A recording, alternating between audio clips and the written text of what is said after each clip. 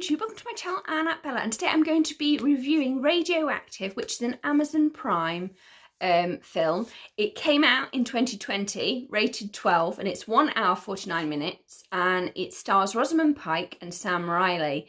Rosamund Pike plays Marie Curie, and Sam Riley plays Pierre Curie, and this is my review. Well, I'm going to personally give Radioactive 5 out of 5. Purely because it not only combines great scientific development, but with personal story and growth. We learn because we see everything through Rosamund Pike's character, Marie Curie, who is a famous chemist and physicist. Her main things that she is famous for are she won 2 Nobel Prizes, one in 1903 at Stockholm. She won it with her husband and another physicist for the theory of radioactivity. They developed that together. And then her second Nobel Prize was in 1911, and it was for chemistry, and it discovered polonium and radium elements as well as other work. She had a massive scientific life. It was her life. It's huge. The film focuses on her and her relationship with Pierre and her relationship with another scientist called Paul, and her struggle to get her work out. It also deals with the fact that she is absolutely terrified of hospitals because of how her mother died. Marie Curie is actually Polish. She was fiercely Polish. It's the reason why polonium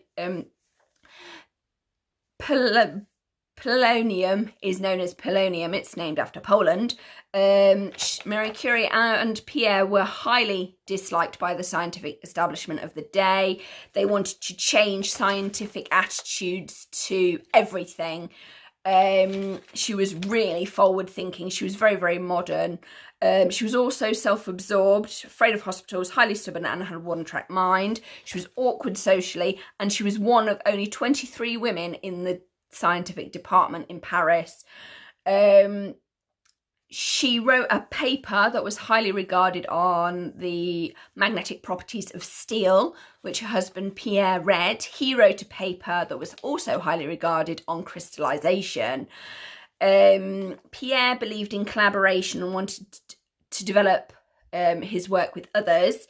He had developed an electrometer, which is basically a piece of scientific equipment, and it measures microscopic electrical potential. So it measures electric potential on tiny things. Of basically they were using the microscope to measure the electric potential of radium, and they discovered radioactivity. Ta-da! Hence the first Nobel Prize, and the second came because they discovered some more radioactive elements and some other work. Pierre had his own lab and resources, and he basically wanted Marie Curie to come and work in his lab, and then they became friends, and then they got married. They had 2 children, 2 daughters, and her personal life was also very complicated. This is all dealt with in the film. The film is brilliant. It's got great lighting, cinematography. It also has got great flash forwards as well as flashbacks. So you've got flashbacks to when Maria was a child and her dealing with the death of her mother. You also have flash forwards because of the development of Maria and Pierre's work and what it led to. What it was really good at showing was actually Paris in the early 19th century, because the main themes are death. There's the First World War. There's Laurie Flutter, who does a fire dance, and her main interest, the reason she's doing her fire dance, is because she's obsessed with glowing, like radioactivity glows, and flames and movement, because that was her interest. And Pierre takes Marie Curie to see her dance, on 2 occasions. It's also spiritualism and contacting the dead, because Pierre was interested in that, in showmanship and how they could use the radioactivity to contact spirits and ectoplasm and all of that. So it really is an exciting time to be in Paris. Pierre was also absent-minded, and this actually contributed to his death because he was supposedly looking through a shop window while trying to cross the road at the same time. A horse-drawn carriage was coming across. He got caught up in the crossbar. He fell, went under the carriage, and at the back of all carriages at the time, they had a hook on them, and that smashed into his skull and killed him. This affected, obviously, Maria and her 2 daughters for the rest of her life. She then had an affair with another scientist called Paul, who left her. She then experienced some nationalism from the French people because she was very famous and she was in the press. She also wrote about intimate acts and sex publicly, and this was not allowed at the time. So there's a whole host of other things going on besides the science. So if you're not a science buff, and that's not going to get you, Maria Curie's personal life will, because it's very, very dramatic. And it's one of the reasons why I think within science she's not been pushed to the side, because she is celebrated. But it's one of the reasons why I don't think that she's like a big name like Einstein, even though Einstein's personal life is fascinating. But because she's a woman, I think she got far more censored harshly by people. Their work also led to better health and safety in labs, because it's one of the reasons why Pierre was getting sick with his lungs because of all the crushing that they did in the lab and with the radioactive substances, and it basically was going to kill him anyway. And it was the same with Marie Curie. She eventually died. It caused her death, the radiation poison. But at the time, they couldn't prove it. They knew that there was something, but they didn't have enough evidence to back it up, which is why later you then have the match girls that got sick because of the radiation and all sorts of other things. The flash forwards that you have are in 1957 in Cleveland, America. Radiotherapy was used on a boy called Peter to cure his cancer. In France, they actually call radiotherapy Curie therapy in honour of both Pierre and Marie. Marie Curie's work and Pierre Curie's work is also crucial to 1945 Hiroshima bomb on Hiroshima and Nagasaki with the nuclear bomb. You wouldn't have that. And also Chernobyl in 1991, that disaster. You wouldn't have nuclear power plants without Pierre and Marie Curie at all. So there's 3 of the main flash forwards. Cancer cure being a huge plus, the other 2 falling in the negative column. But it's like what Pierre, the character, says in the film. We've discovered this, we've thrown the stone in the pond, we do not know where the ripples are going to go. Also, what is nice is that in the First World War, 1 million men had X-ray machines. So Marie Curie basically sold her Nobel Prize medals. They were gold. They got melted down, and she got ambulances and she put in these X-ray machines, and she was able to X-ray the French soldiers and save 1 million of their lives because of the work that she did on the battlefields, which I didn't even know about. I knew about the science, but I didn't know that. She did that with her daughter, who also, with her husband, won a Nobel Peace Prize for basically making artificial radioactivity. Woo! Who'd have thought? It's absolutely fascinating. Marie Curie was also at the 1927 Solvay International Conference with Einstein and other leading figures, scientific figures of the day. Yeah, it's a really good film. Do check it out. I give it 5 out of 5. I'm so sorry that this review has taken like the whole year to get done. I do not know why. So much has happened.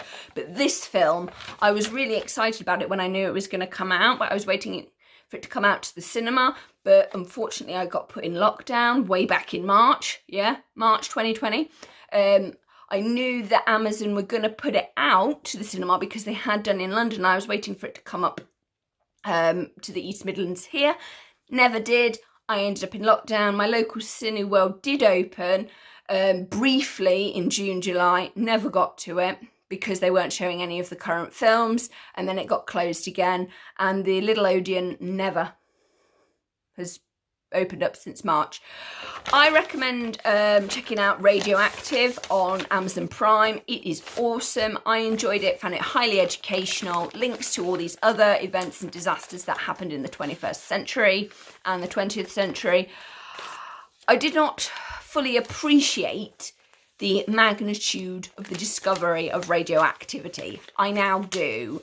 I knew it was big, but my goodness, it was massive. The fact that Einstein gets a lot of credit for the nuclear bomb is, in my eyes, questionable, because you wouldn't even be making a nuclear bomb if we hadn't have discovered radioactivity. I didn't even know that on Broadway in America they were doing the Piff Paff Puff based off radioactivity work that Marie and Pierre were doing in France. It was literally a phenomenon. People wanted radioactive food because they thought that it was going to be cool, cheap lighting, that it was going to glow, because they didn't obviously understand how dangerous it was. I know that Marie Curie's books are still radioactive today, and you actually literally cannot look at them.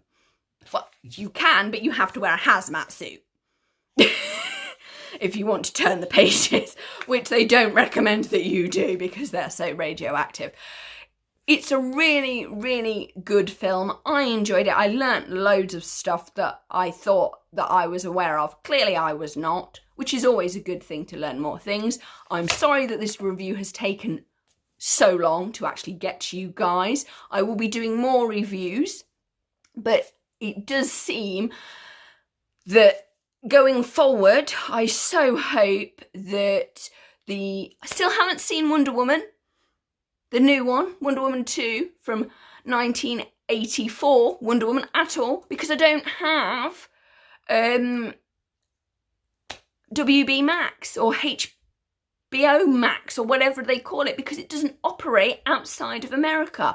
So we need to sort that out and get something hooked up for Europe pretty darn quick. I don't care whether it's Netflix or whether it's Amazon Prime or whether we go the Google Play route like Morbius is doing, very sensible Sony. But they need to sort that out double quick. Or whether, I appreciate Disney Plus have sorted it out with the Disney stuff. You can see the live action Mulan, which is questionable, on Disney Plus, and Mandalorian, not a problem. But accessing these other movies, it's going to be Amazon Prime, it's going to be Netflix, are the main two, or Google Play. This is where we're at. They're all Sky movies, obviously. But this is where we are at as a culture now. Cinema has ineffectively, unfortunately, demise has been hastened within Europe. We need to solve the problem. Obviously, we need to sort out COVID-19 first. But this is going to be a major issue going forward. I really would like to go back to the cinema. The last time I was in it I was at the cinema in March. That's when I went to see one of the National Theatre plays. Loved it, totally loved it. And obviously Harley Quinn and the Birds of Prey, also known as Birds of Prey and the Fabulous Emancipation of Harley Quinn. I really would like to go back to the cinema. But at the moment, I am so pleased that I've managed to do the Radioactive review for you guys. I don't know why it didn't happen. Obviously, loads of stuff happened. I broke my ankle. There was a whole lot of stuff. I really don't know why this is so late, because I did manage to see Radioactive early in the year, and I think it probably got all caught up with the lockdown and stuff. Please like, comment and subscribe. Go check it out on Amazon Prime because it is well worth a watch. It's educational, but it's also quite fun. Film, and the relationship between Pierre and Marie is awesome. So like, comment and subscribe. Thank you for the support. Bye.